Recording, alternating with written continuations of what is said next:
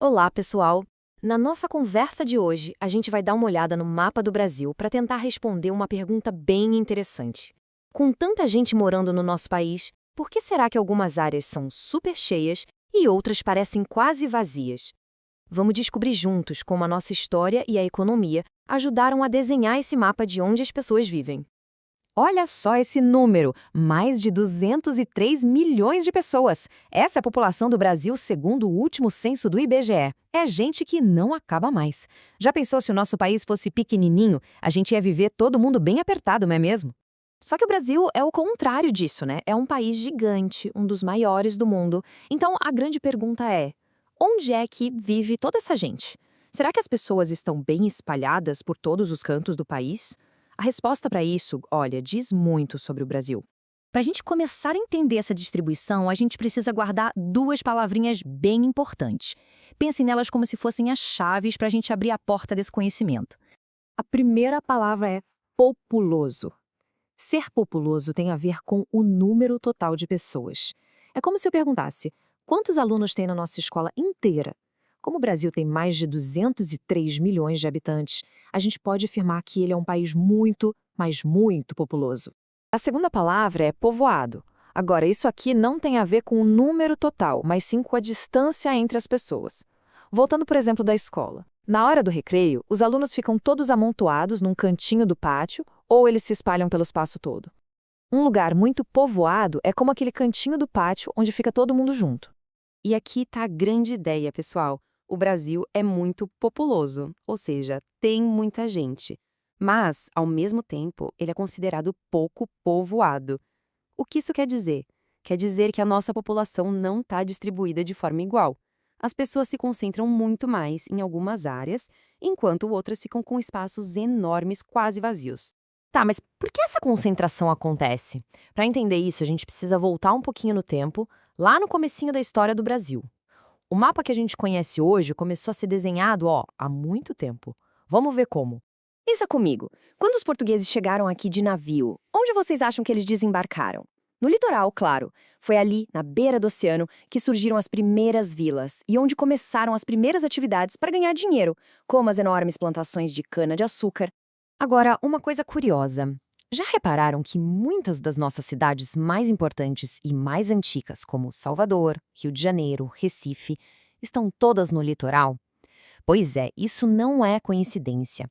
Acontece justamente porque a ocupação do Brasil começou por ali. Mas é claro que as pessoas não ficaram só no litoral para sempre. Com o passar do tempo, novas atividades econômicas foram aparecendo e, com isso, foram puxando a população cada vez mais para dentro do país. Vamos ver como isso foi acontecendo. Olhem só essa linha do tempo. No começo, a cana-de-açúcar segurou a população perto da costa. Mas aí, no século XVIII, a descoberta de ouro lá em Minas Gerais funcionou como um verdadeiro ímã, atraindo um monte de gente para o interior. Mais para frente, foi a vez do café, e logo depois das indústrias, que concentraram ainda mais gente na região sudeste. A chegada das fábricas, principalmente em cidades como São Paulo e Rio de Janeiro, foi um ponto de virada. De repente, surgiram milhares de empregos nas cidades. Isso fez com que a região sudeste se tornasse um grande polo de atração e pessoas de todos os cantos do Brasil começaram a se mudar para lá em busca de trabalho e de uma vida melhor. Essa concentração toda de gente, de empregos nas cidades, provocou uma transformação gigantesca no nosso país. O Brasil, que antes era um país onde a maioria das pessoas vivia no campo, começou a se tornar um país de cidades, um país urbano. E esse movimento tem um nome que a gente precisa conhecer: êxodo rural. É um termo muito importante para entender o Brasil de hoje.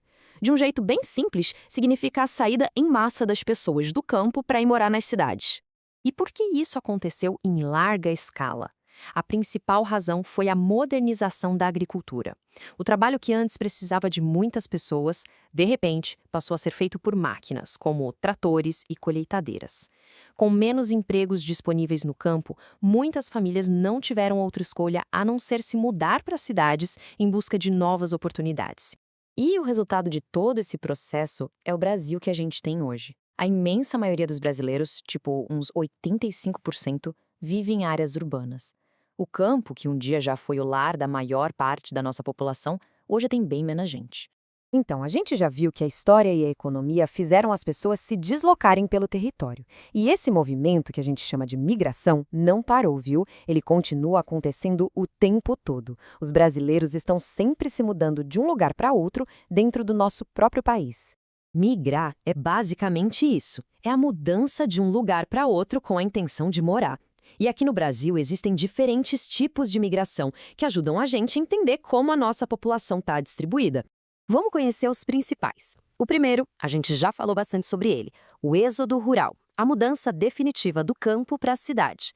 O segundo é a migração entre regiões, que é quando alguém se muda de um estado para outro, como muita gente que saiu do Nordeste para o Sudeste, por exemplo. E tem também a migração pendular, que é aquele vai e vem de todo dia de quem mora numa cidade, mas trabalha ou estuda em outra. E qual é o resultado de toda essa história, de toda essa economia e de toda essa movimentação?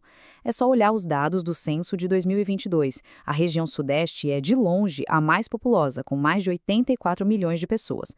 Logo depois, vem o Nordeste. Isso é o retrato de todo aquele processo que a gente acabou de conversar. Então, chegando aqui no final da nossa conversa, a gente pode ver que a distribuição da população pelo Brasil não é uma coisa aleatória, não aconteceu por acaso. Cada pedacinho do nosso mapa, seja ele mais cheio ou mais vazio, conta um capítulo da nossa história. Resumindo, podemos dizer que 3 grandes motivos explicam o nosso mapa populacional. Primeiro, a nossa história, com a ocupação começando pelo litoral. Segundo, a economia, que funcionou como um motor, levando as pessoas para onde estavam as riquezas, como o ouro, o café e as indústrias. E terceiro, a migração, esse movimento contínuo dos brasileiros em busca de uma vida melhor. E para terminar, fica uma pergunta para a gente pensar um pouco. A gente viu como o mapa da nossa população foi se formando até hoje. Mas e no futuro? Com as novas tecnologias, com as novas formas de trabalhar e viver, será que essa distribuição vai continuar a mesma? Como será que vai ser o mapa da população brasileira daqui a alguns anos? Fica aí a reflexão. Obrigado pela atenção, pessoal, e até a próxima!